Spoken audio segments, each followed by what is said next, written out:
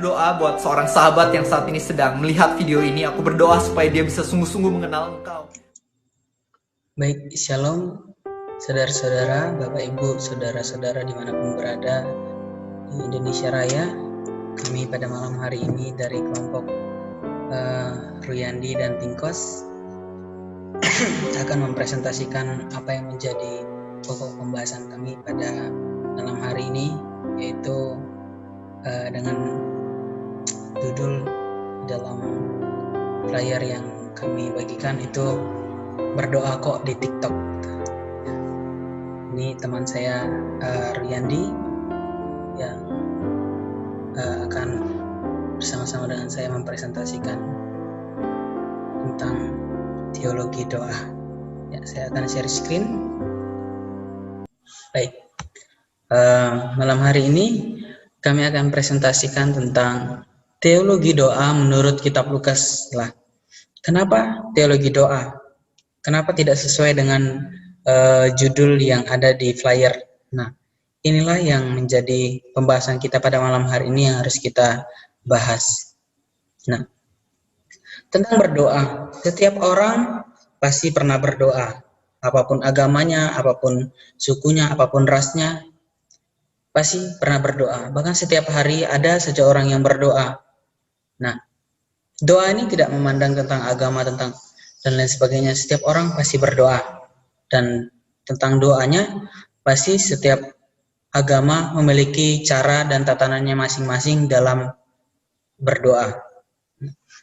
Di dalam hal ini, kami melihat bahwa ada satu fenomena yang belakangan ini terjadi. Ada orang yang berdoa di aplikasi yang bernama TikTok, aplikasi media sosial yang bernama TikTok. Orang itu berdoa di situ, dan ini menimbulkan pro kontra di dalam hal ini. Ada yang mengatakan hal itu tidak apa-apa, namanya juga berdoa. Berdoa itu kan terserah kita. Ini kan cara kita untuk berdoa.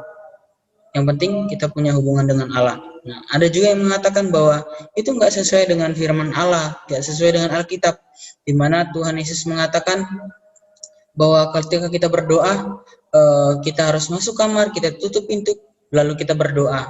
Tidak seperti orang-orang Farisi yang mengumbar-umbar doa mereka di jalan-jalan, di pasar-pasar, dan lain sebagainya. Nah, ini menjadi polemik, ini menjadi pro kontra di dalam pembahasan doa ini. Nah, hal ini, yaitu berdoa di TikTok ini hanya salah satu saja. Salah satu kasus yang terjadi akibat kebingungan akan konsep doa yang benar. Konsep doa di sini adalah konsep doa Kristen. Ya, tatanan doa dalam kekristenan, bagaimana kita berdoa seharusnya. Ini adalah kasus yang terjadi akibat kebingungan akan konsep doa yang terjadi. Nah, kemudian orang Kristen sendiri banyak yang mengalami dilema akan cara berdoa, akan tatanan berdoa. Banyak yang tidak tahu berdoa yang benar itu seperti apa dan lain sebagainya. Paul Cho mengatakan dalam tulisannya, dia mengatakan demikian, dalam perjalanan saya mengelilingi dunia, saya menyadari bahwa masalah-masalah yang dipertanyakan adalah tentang doa, baik dimanapun saya sedang singgah. Nah, jadi Paul Cho ini dalam perjalanannya dia mendapati bahwa banyak sekali permasalahan yang terjadi, masalah-masalah tentang doa khususnya yang dia lihat. Dimanapun dia singgah, banyak orang yang kebingungan akan doa. Jadi orang ini mempertanyakan, bagaimana selayaknya saya berdoa? Apakah saya ini harus berdoa kepada, di satu sisi saya berdoa kepada Raja di atas segala raja, kepada Allah. Saya harus hormat, saya harus punya sikap hormat. Nah, di sisi lain ada orang yang mengajarkan bahwa gak apa-apa berdoa itu seperti kita dengan teman kita sendiri. Dengan Allah itu adalah sahabat kita. Jadi kita berdoa gak apa-apa dengan bahasa kita yang biasa, bahasa kita yang sesuai dengan pergaulan kita dan lain sebagainya. Itu menjadi polemik juga. Dan kemudian ada orang yang berdoa seolah-olah meminta atau memaksa kepada Allah untuk menuruti apa yang menjadi kemauan dari orang itu. Ada padahal di satu sisi doa itu adalah hal yang sangat sakral, dan kita nggak boleh ceroboh di dalam melakukan doa. Nah, di media sosial, dan kemudian orang yang beranggapan bahwa doa ini harus benar-benar sakral, harus benar-benar kudus, harus benar-benar intinya sesuai semuanya, tatanan-tatanannya itu ada, liturgianya itu ada. Orang-orang yang seperti ini mempersalahkan. Jadi kita itu nggak boleh berdoa di media sosial, karena berdoa ini harus secara pribadi, harus membangun satu mesbah, harus sangat sakral di dalam berdoa. Nah, oleh sebab ini, dari kebingungan-kebingungan yang ada, dari pro-kontra yang ada, dari polemik-polemik yang ada yang sudah kami sebutkan tadi, kami di sini akan berusaha untuk menjawab kebingungan yang terjadi ini, dan kami melihat konsep dari kitab Lukas, dan konsep itu adalah konsep bagaimana kita berdoa, bagaimana seharusnya kita berdoa sebagai orang Kristen, dan ini menurut dari Injil Lukas. Nah, yang pertama kita lihat dulu di latar belakang dalam Perjanjian Lama. Di dalam 1 Samuel pasal 19 ayat 9 sampai 14, di sini menunjukkan bahwa orang Israel ini sangat membutuhkan ketaatan. Mereka harus sangat taat kepada Allah. Mereka memberikan persembahan. Ketika mereka ingin menyampaikan sesuatu kepada Allah, menyampaikan pengampunan dosa, meminta ampun kepada Allah, mereka harus membawa persembahan, dan itu diperantarakan oleh imam yang saat itu bertugas di bait Allah. Kemudian mereka memberikan persembahan itu kepada Allah. Nah, ini di dalam kitab Imamat juga, di dalam kitab Imamat 1 ayat 5 dikatakan, persembahan atau ibadah apapun itu tetap saja harus melalui imam yang dikuduskan Allah sebagai pelayan Allah, yaitu perantara untuk membawa orang Israel datang kepada Allah. Nah, jadi intinya konsep doa orang Israel pada saat itu adalah dengan cara membawa persembahan. Jadi orang Israel ketika mau berdoa kepada Allah, mau berbicara kepada Allah, meminta pengampunan kepada Allah, mereka harus membawa persembahan kepada Allah. Jadi persembahan ini bukan berbicara tentang keselamatan, tidak menyelamatkan, tetapi ini berbicara tentang doa. Jadi makanya kalau kita di Perjanjian Baru ini, karena Allah sudah menebus kita, sehingga kita sebagai imam sendiri, Allah sebagai Tuhan Yesus sebagai imam kita, dan kita bisa terhubung dengan Bapa melalui Tuhan Yesus. Tetapi di dalam Perjanjian Lama mereka belum, Tuhan Yesus belum disalibkan, dan mereka harus memberikan persembahan untuk dapat terhubung dengan Allah, dan itu melalui imam yang bertugas pada saat itu. Nah, kemudian adalah doa ini bukan inisiatif manusia sendiri. Jelas bahwa di dalam PL Allah yang lebih dahulu mencari manusia, seperti halnya ketika Adam dan Hawa jatuh ke dalam dosa, bukan manusia ini yang mencari Allah.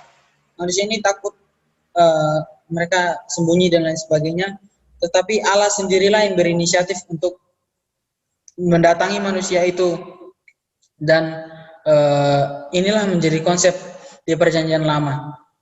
Intinya adalah adanya timbal balik antara manusia dan Allah yang diinisiatifi oleh Allah itu sendiri. Nah, dan kemudian Evagrius memahami doa sebagai wawancara budi dengan Allah. Budi dalam hal ini tidak boleh dimengerti sebagai hanya sekadar sebagai pikiran, karena doa menyangkut juga kebebasan dan perasaan. Pernyataan Evagrius ini dikutip oleh Gerald dan Edward dalam buku yang berjudul Kamus Teologi. Mereka berdua mengatakan bahwa sikap Yesus berdoa dan pengajaran Yesus tentang doa pada murid-muridnya mewarisi tradisi doa di dalam PL. Misalnya di dalam Mazmur 17 di sana ada doa Daud, bagaimana Daud berdoa kepada Allah. Daud yang berdoa dengan bahasa yang puitis. Nah, intinya doa mereka berdua mengutip bahwa Yesus dan murid-muridnya mewarisi doa di dalam PL, mewarisi pemahaman doa yang ada di dalam Perjanjian Lama. Kenneth juga mengatakan dalam bukunya yang berjudul Doa Mendapat Jawaban, dia berkata demikian, setiap orang menyangka bahwa setiap doa harus diakhiri dengan kata, kalau itu memang kehendakmu. Orang yang beranggapan demikian bersikeras bahwa begitulah cara Tuhan Yesus berdoa. Jadi ada banyak orang yang mengajarkan demikian, hamba-hamba Tuhan dan lain sebagainya. Mereka mengajarkan ketika kamu berdoa, kamu itu harus mengakhirinya dengan kalau Tuhan mengkehendakinya. Terjadilah sesuai dengan kehendak Tuhan. Seperti Tuhan Yesus mengatakan demikian. Akan tetapi nyatanya tidak selalu Yesus berdoa seperti itu. Contohnya ketika Yesus mendoakan Lazarus, Yesus dengan tegas mengatakan supaya Lazarus itu bangkit. Dengan tegas Yesus mengatakan itu, dan kemudian Yesus mengucap syukur kepada Bapa atas doa yang telah didengarkan oleh Bapa, doa Tuhan Yesus yang telah didengarkan oleh Bapa, tanpa ada kata jikalau itu kehendakmu. Intinya di sini bahwa tidak semua doa Yesus itu berbicara tentang diakhiri dengan kalau itu memang kehendakmu. Nah, Tom Jacob juga mengatakan dalam bukunya yang berjudul Teologi Doa, dan doa baik isi maupun bentuk sebagian besar bergantung pada manusia tentang Allah. Dan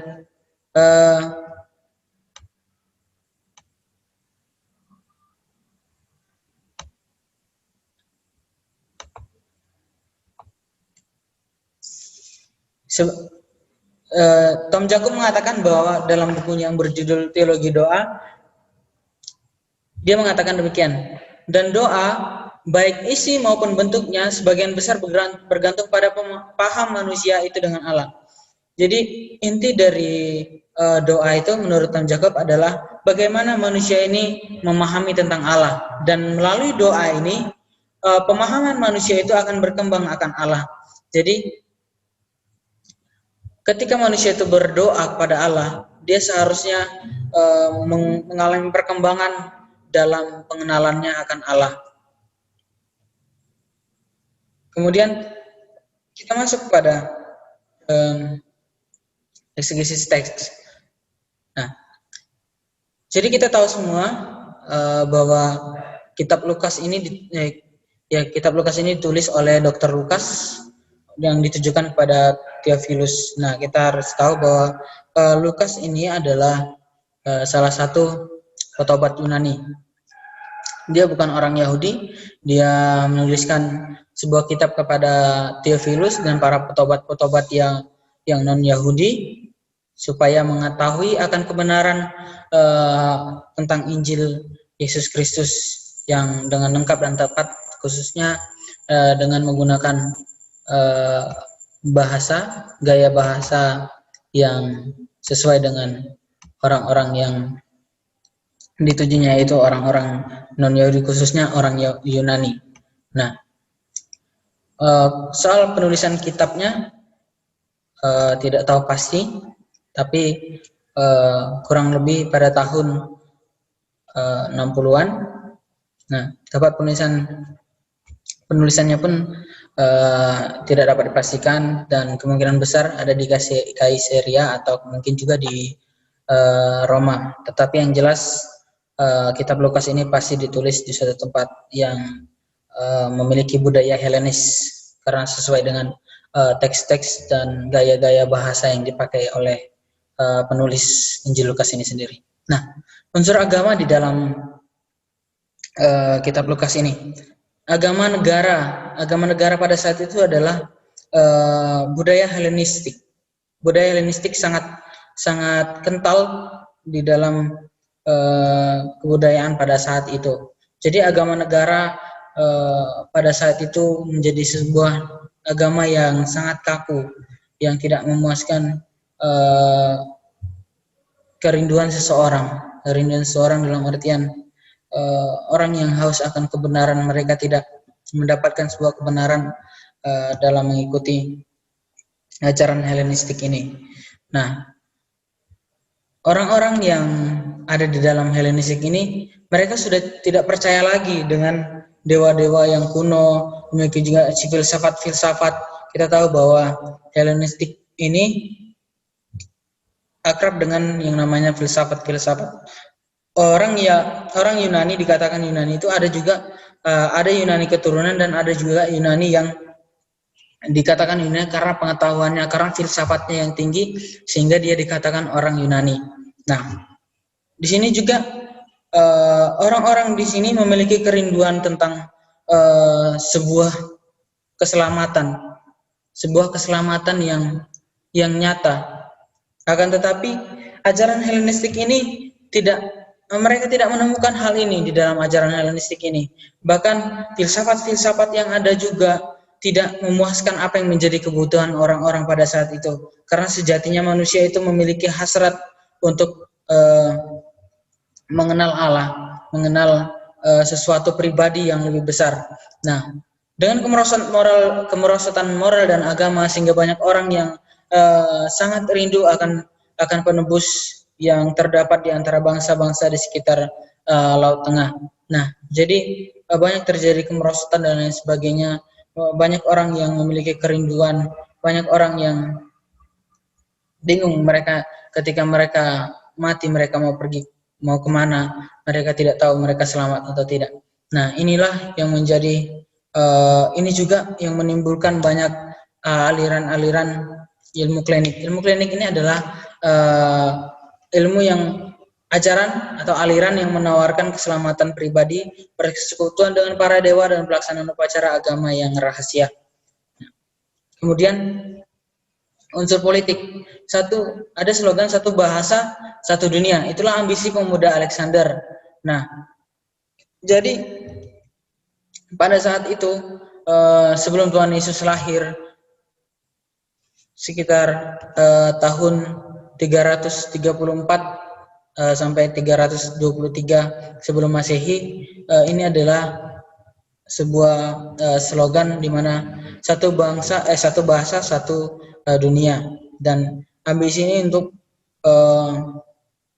menguasai seluruh dunia, sehingga orang-orang Roma, bahkan Yahudi sendiri, orang-orang Israel juga mendapat dampak ini, sehingga orang Israel juga dipengaruhi dengan Helenistik.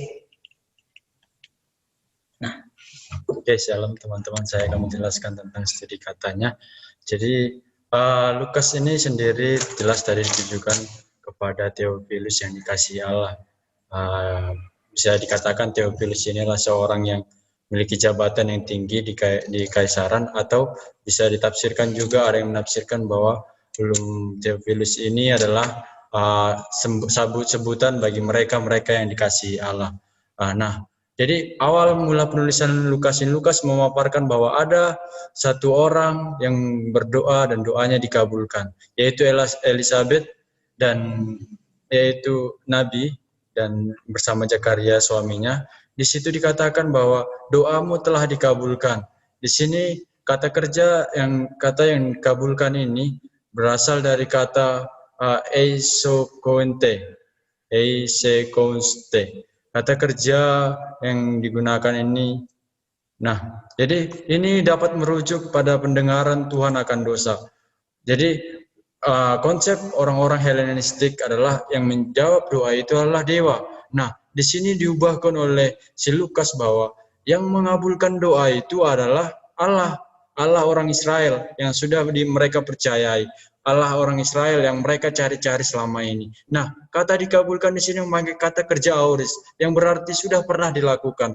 Berarti Lukas mau menunjukkan bahwa pengabulan akan doa ini sudah pernah dan sudah berulang-ulang kali dilakukan oleh Allah, tidak hanya ketika Elizabeth. Nah, mau menunjukkan bahwa ketika orang Helenistik ini, supaya mereka mengetahui bahwa yang mengabulkan doa itu adalah Tuhan, dan tidak hanya di sini saja. Sudah sebelum-sebelumnya Allah, orang Israel itu sudah terus mendengarkan doa. Nah, si Lukas ingin menunjukkan bahwa bagaimana Elizabeth ini mengenal Allah. Dikatakan tadi satu tokoh yang di atas disebutkan oleh saudara Tingkos tadi, bahwa doa itu baik bentuk dan isinya tergantung pengenalan mereka akan Allah. Nah, di sini ditunjukkan bahwa Elizabeth ini mengenal Allah sehingga dia bisa berdoa kepada Allah. Tidak mungkin karena dia memang nabi, makanya dia langsung berhubungan dengan Allah. Nah, di sini menunjukkan pengenalan dia akan Allah. Lanjut, kita akan melihat lagi satu tokoh dalam Lukas ini. Ada seorang janda yang bernama Hana. Dia berdoa siang dan malam di dalam bait Allah. Nah, kata siang dan malam ini berasal dari kata nukta yang untuk siang dan emeran untuk kata malam. Yaitu lebih kepada jawaban untuk seberapa lama berdoa. Kata siang dan malam ini adalah jawaban seberapa lama berdoa. Siang dan malam ini berarti terus menerus. Nah, siang sering diartikan sebagai suatu berkat yang menyenangkan, dan malam bisa sering diartikan pada zaman itu adalah dan sekarang adalah satu keadaan yang menakutkan. Nah, Lukas mau menunjukkan bahwa baik keadaan yang menyenangkan, baik keadaan yang menakutkan sekalipun, berdoa terus menerus, terus terhubung dengan Tuhan. Inilah dari dasar kata siang dan malam ini. Lukas mau orang-orang di sana terus terhubung dengan Tuhan. Lalu kita mau melihat Tuhan Yesus mengajarkan bahwa tidak hanya mengasihi sesama, tapi berdoa buat mereka yang mencaci kamu. Kita tahu kata cacian itu jelas yang berlaku buruk kepada kita, yang menghina kita, yang melecehkan kita, yang semua memarahi, fitnah. Kita harus berdoa bagi mereka. Nah, situ Tuhan Yesus mengajarkan bahwa kita juga harus berdoa secara terus-menerus, tidak jemu-jemu seperti tadi. Tapi tidak, kenapa kami mengekses kita tidak jemu-jemu ini? Karena di sini dari kata ekakeo yang artinya menjadi lelah, atau lebih kepada jangan sampai kehilangan hati.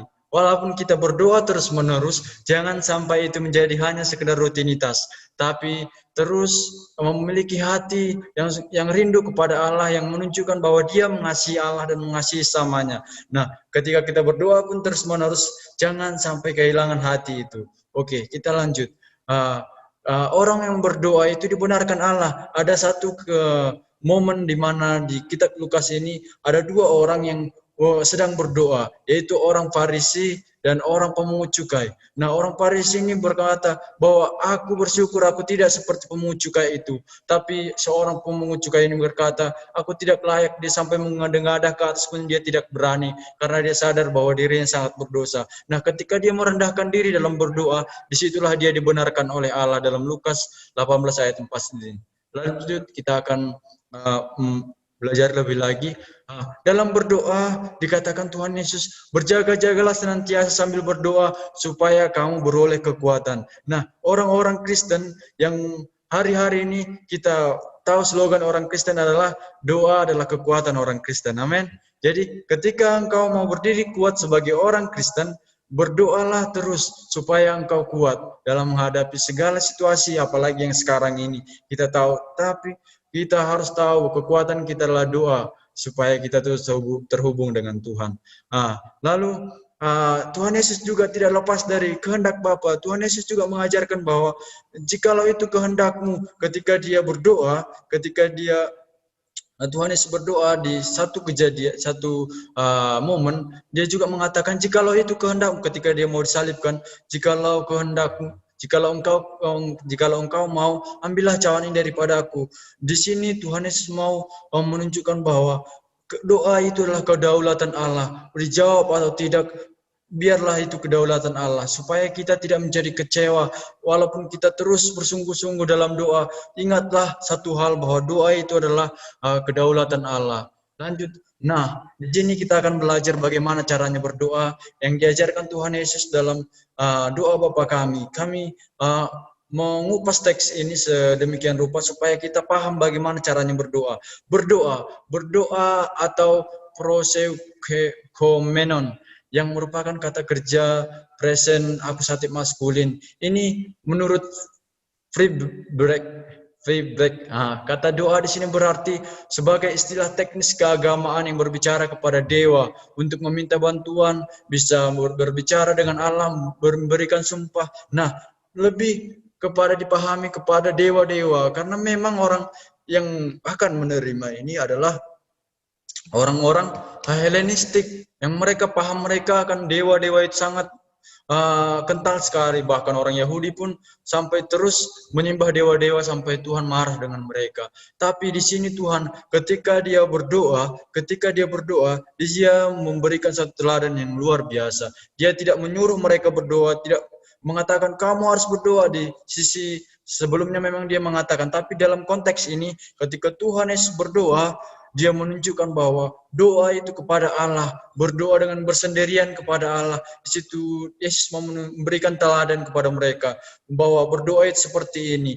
Berdoa itu terhubung dengan Allah, bukan kepada dewa-dewa. Nah, ketika Tuhan Yesus memberikan teladan itu, dia berdoa sendiri, dia mengadakan banyak mujizat-mujizat, itulah membuat mereka tertarik dengan Tuhan Yesus ini. Bagaimana dia berdoa? Nah, mereka mengatakan, para murid mengatakan, ajarkanlah kami berdoa. Dari kata didakson, merupakan kata kerja auris lagi. Kata kerja auris ini berarti yang sudah pernah dilakukan. Nah, kalau kita baca di konteks doa Bapa kami, di sana katakan seperti Yohanes mengajarkan murid-muridnya, berarti sudah pernah diajarkan. Lalu kenapa mereka meminta lagi? Dan kenapa Tuhan Yesus minta? Apakah kata-kata Tuhan Yesus di sini lebih baik daripada kata-kata Yohanes? Tidak. Tetapi Tuhan Yesus mau mengajarkan bagaimana konsep dalam doa Bapa kami ini sangat luas sekali, sangat dalam sekali.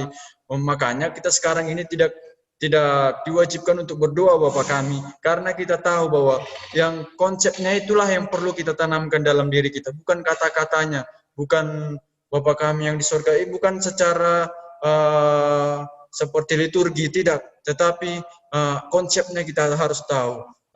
Nah, itu lanjut. Dalam berdoa Tuhan Yesus mengatakan, dikuduskanlah namamu, dikuduskanlah ini dari latar belakang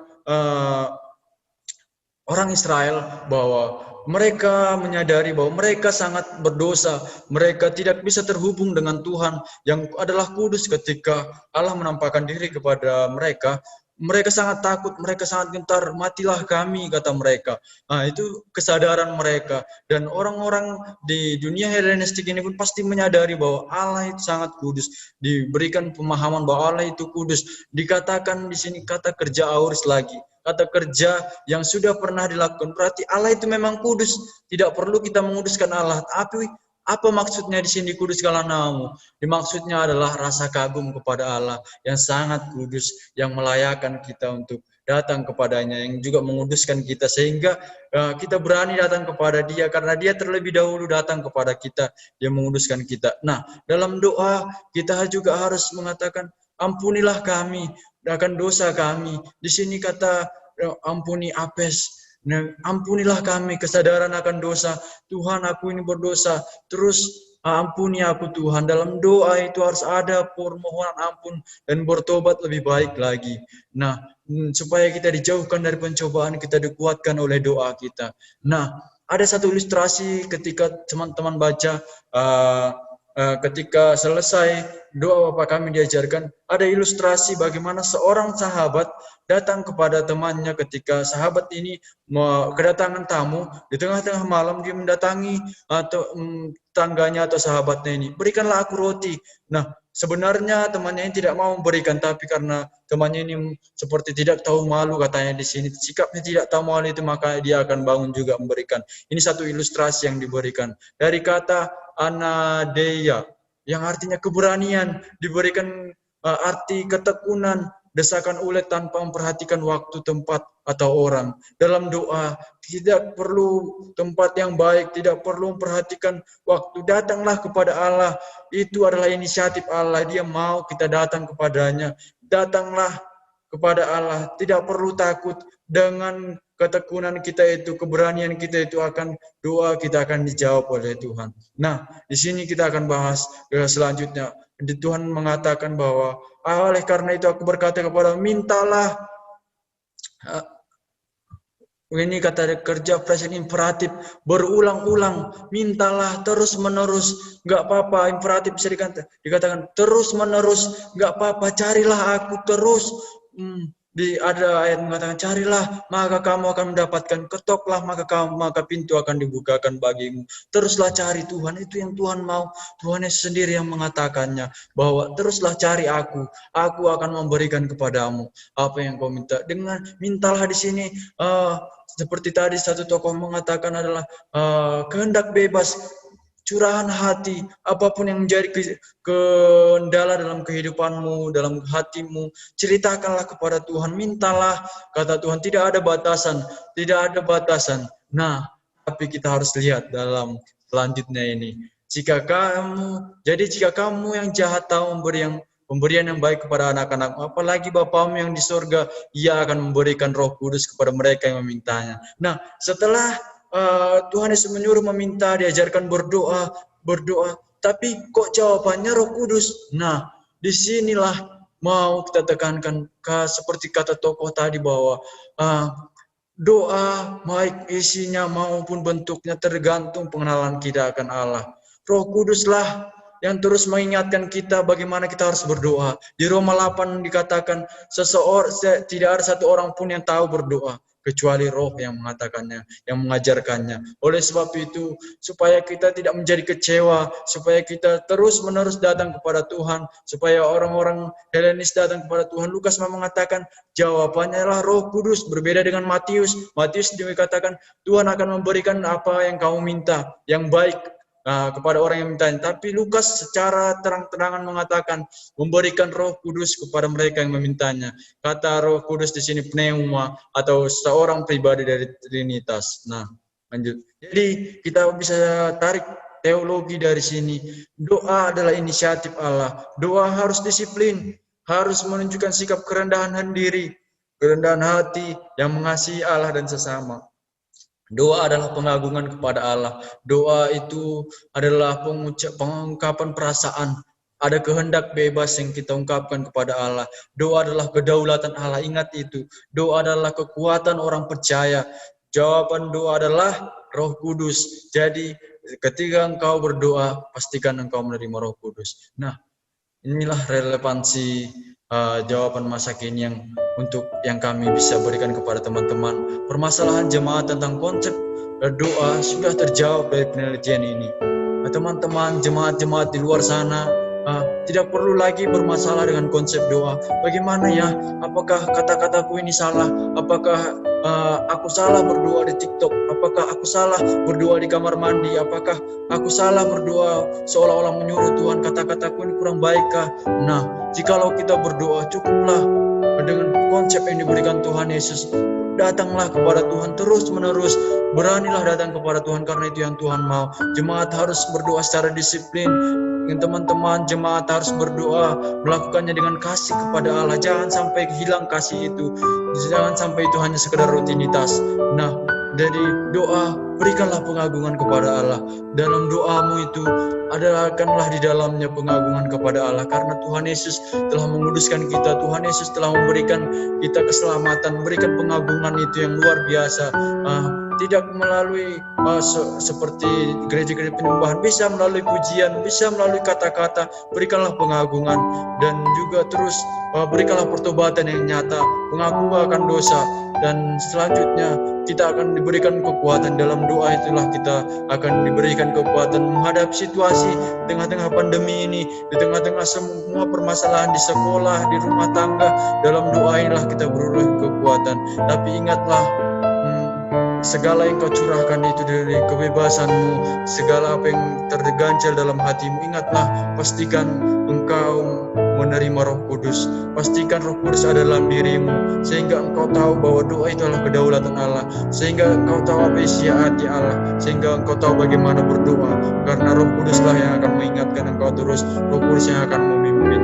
Nah, inilah yang menjadi kesimpulan baik kita dimanapun itu, baik di TikTok, baik di kamar mandi, baik kata-kata yang indah tidak perlu, yang penting yang kami paparkan tadi, yang Lukas paparkan, yang Tuhan Yesus ajarkan, itulah yang kita terapkan hari-hari ini. Sekian dan terima kasih.